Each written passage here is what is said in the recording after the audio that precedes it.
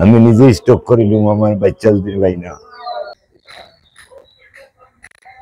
আমার মেয়ে মারুফা আক্তার গত সোমবার 9:30 ঘটিকার সময় কলেজে বাড়িয়া গেছে। বিয়ানীবাজার সরকারি কলেজও অনার্স রাষ্ট্রবিজ্ঞানে প্রথম বছরের ছাত্রী।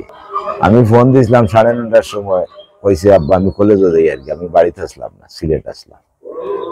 এরপরে আমি আইসি, আইয়া 2টা বাচ্চা ফোন দিয়া যোগাযোগ করিয়া নাই। ঘুরিয়া আমি আইসি বাড়ি দিয়ে গেছি, আমার মেয়ে বাড়িতে নাই।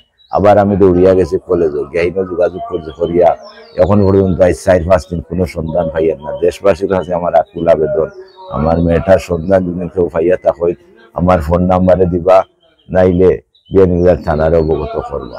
এর লাগে আমি দেশবাসী সকলের কাছে আন্তরিকভাবে এটা কামনা করিয়া আমার মেয়েটার সংবাদ যেও যেন তখন না দেখলে অসতা পৌঁছাইয়া দিতা।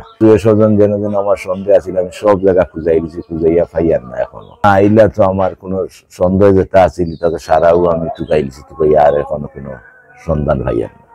যেটিও করছি সেদিন হইতরা হইবা, দেখবা, পাইবা, ওলা হইয়া হইয়া আইজ আমার 5 দিন হইয়া আসছে। আমার ঘুম নিদ্রা নাই, আমি নিজে বর্তমানে মানসিক ভাবে অসুস্থ। আমি স্টক করতে পারি, অরিজিনাল কথা হইলাম। মেয়ে টাইম মতো ভাই, কোনোদিনই লাগে সম হচ্ছে না, টাইম মতো ভাই 2টার ভিতরে নাইলে আমি ফোন লাগাই না, আমিও নৌকই তারপরে টাইম দিয়ে চাই গিয়ে আন। বিয়ানীবাজারে রেডি ফ্ল্যাট ভাড়া দেওয়া হচ্ছে।